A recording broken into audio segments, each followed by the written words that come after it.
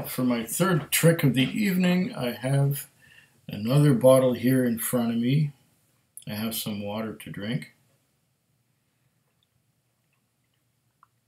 I have a fresh, clean Glencairn, and I have some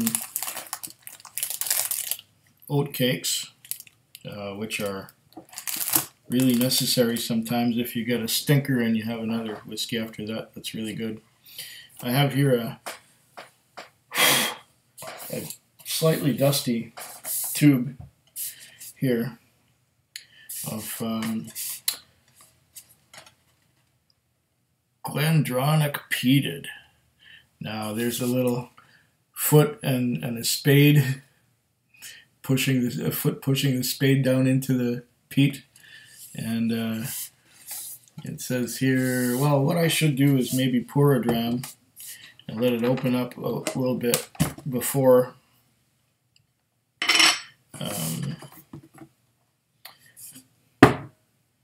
there's nothing left in here. Let it open up a little bit while I read what's on the side. So I'm gonna pour a glass, and it's got the little V-shaped deal here, and that comes right apart, splitting the foil in two and taking the cap off the foil. Nice. And oh, that was a gentle one. Okay.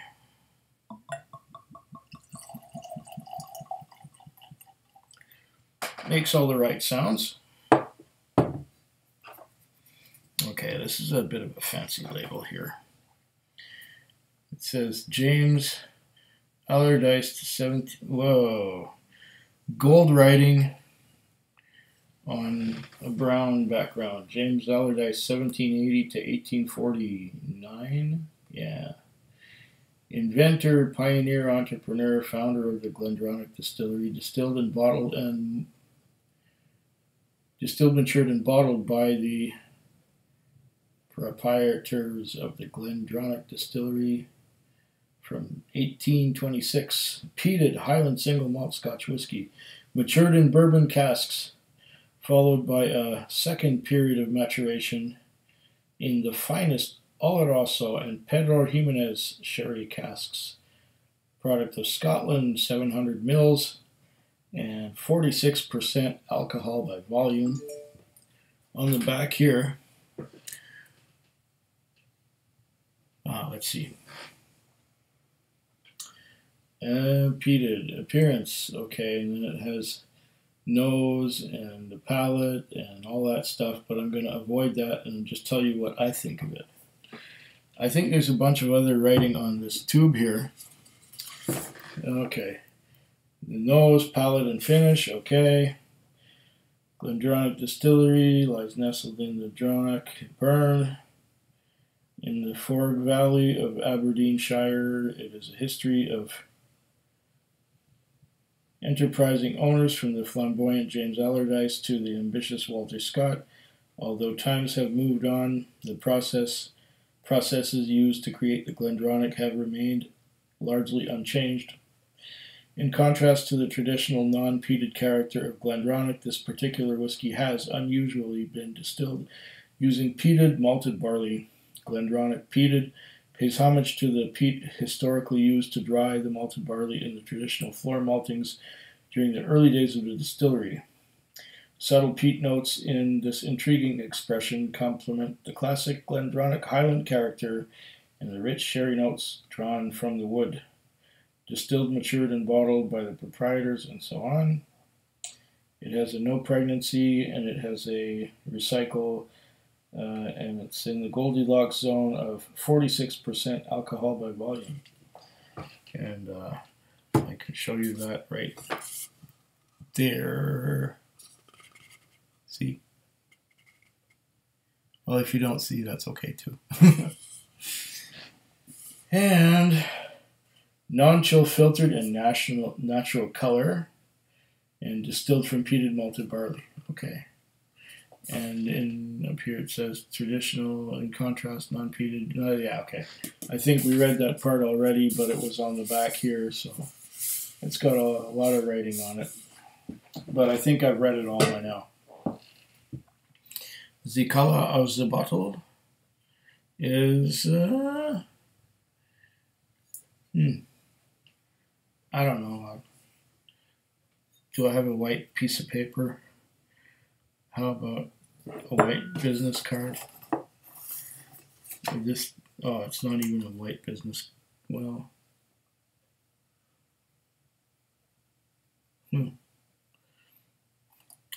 anyway, it's nice. You can. It's a little bit reddish. The little bit of reddish tells you that there's some sherry in there, sherry cask influence, since it is a natural color and unchill filtered. Right. Well, let's give this little Glendronach a nose. Oh, yeah.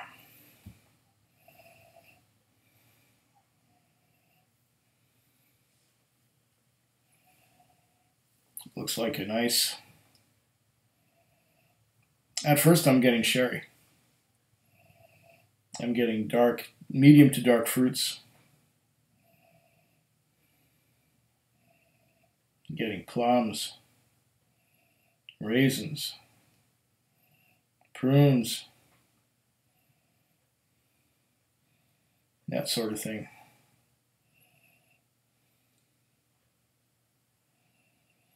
Berries.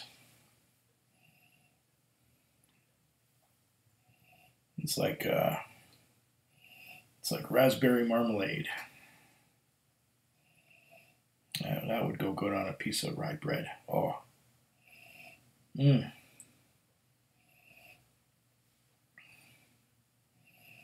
So it's, yeah, medium to dark, ripe to dry fruits.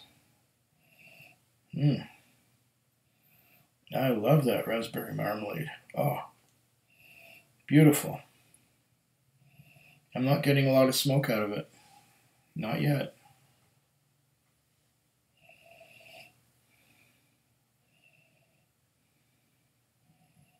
Just endless, endless fruits. Nothing tropical.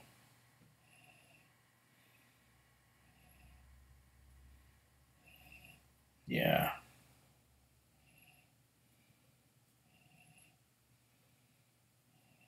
A little bit of orange maybe, but mostly raspberry marmalade. Maybe a little bit peeking out from under there, there's some vanilla, I think.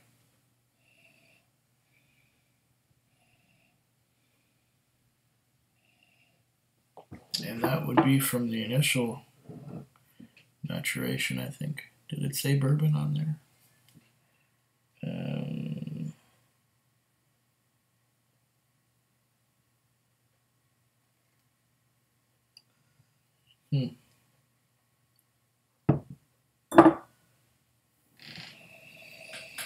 Definitely some sweetness.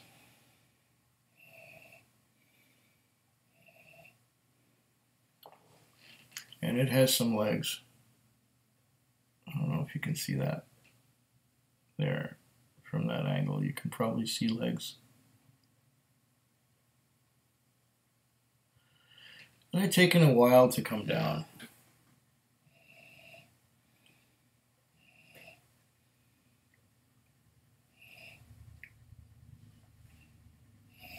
Ooh, 9 minutes already. I better give it a taste.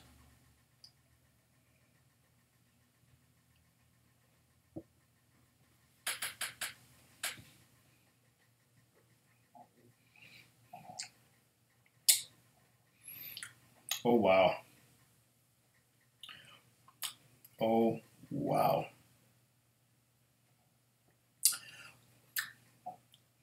Now I'm getting some of the peat, but it's not heavy. I'm getting a burst of fruit flavor.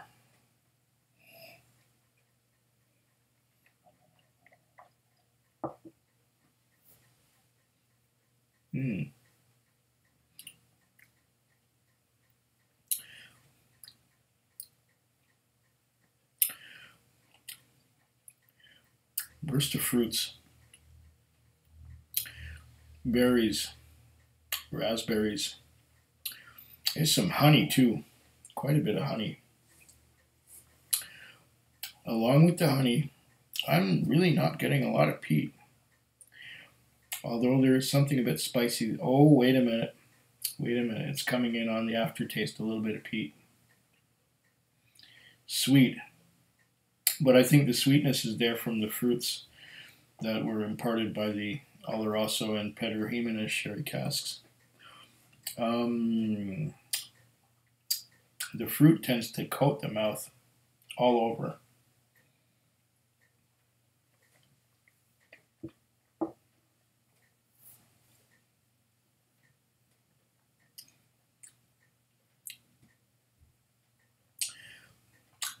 Oh, very fruity. Strawberries, prunes. Not getting a lot of raisins. I'm getting more grapes.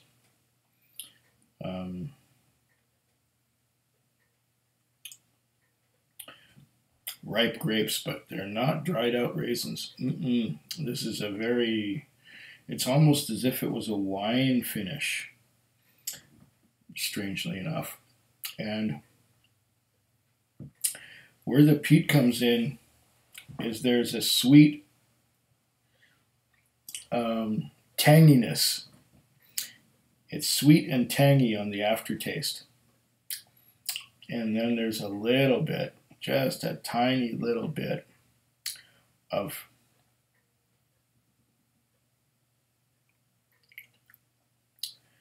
it's almost like char, but it's so covered over by the fruits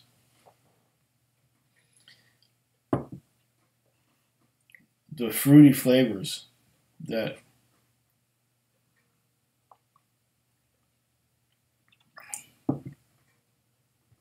if it didn't say peated on the label, I would probably miss the peat entirely. Now that I come back to the nose, I'm getting a very slight hint of peat on the nose. It definitely leans more to the fruity side. But yeah, there is a little bit there.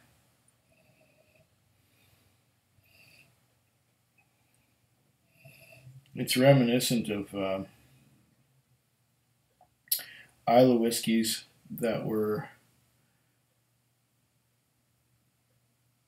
matured in a combination of sherry and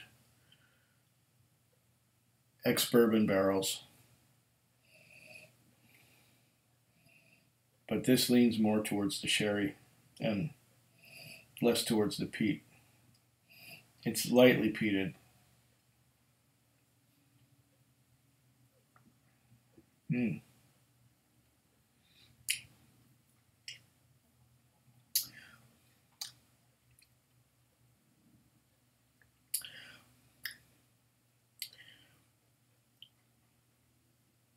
There is so much fruit going on there that the peat is hard to find. Had this been aged exclusively in ex-bourbon barrels, you would get more of the peat. But this stuff is quite heavenly the way it is. Glendronach appears to have done a very beautiful job of marrying the peated malted barley with the intense fruity flavors coming from the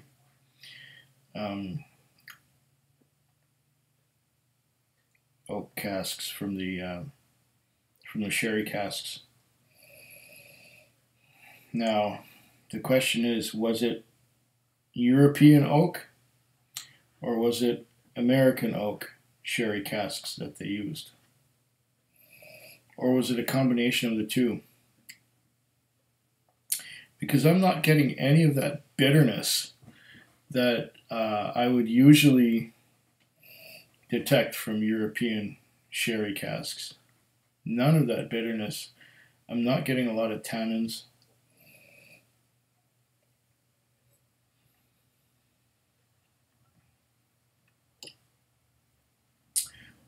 Well, maybe now that I come back to it, there is a little bit of bitterness. And that little bit of bitterness is balanced with the smoke from the peat. It's a very interesting thing to have the peat there filling in with the bitterness, and the smoke almost covers the bitterness up, which is strange because this is coming in layers. I'm getting a layer of fruit on the top, and then a layer of smoke, but the smoke is so subtle. And then beneath that, there's a layer of cask influence from the wood rather than from the liquid that formerly was in it before the whiskey. And then there's a little bit of the peat. I can get some char, some kind of smokiness. It's not ashen, but there is some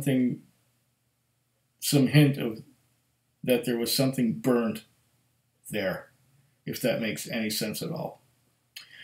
I really like this. I like this a lot. I didn't know what to expect. It's just, okay, Glendronach, sherry bomb, sherry bomb, sherry bomb.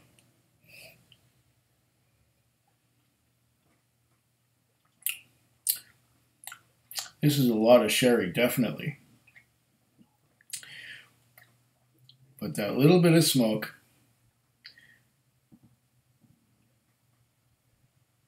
gives it that little something extra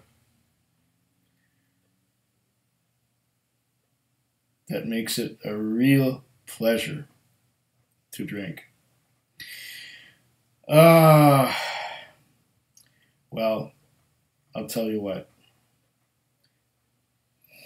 This is a beautiful dram. And Slanchama. Food Quig. Food Quig. Food Quig. Food Quig. Food Quig. Yeah.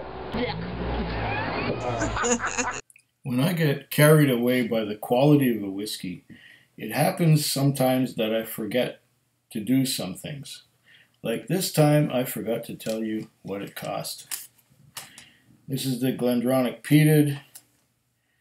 Going out the door with bottle deposit and the taxes and everything was $93 even. I did not get a itemized bill because the girl at the counter didn't know how to do this. She was like a part-time worker or something. Anyway, I got this on the 2nd of September, 2017. So it's been a while. But I tell you what, this was definitely worth the 93 Canadian dollars that it cost me. Absolutely.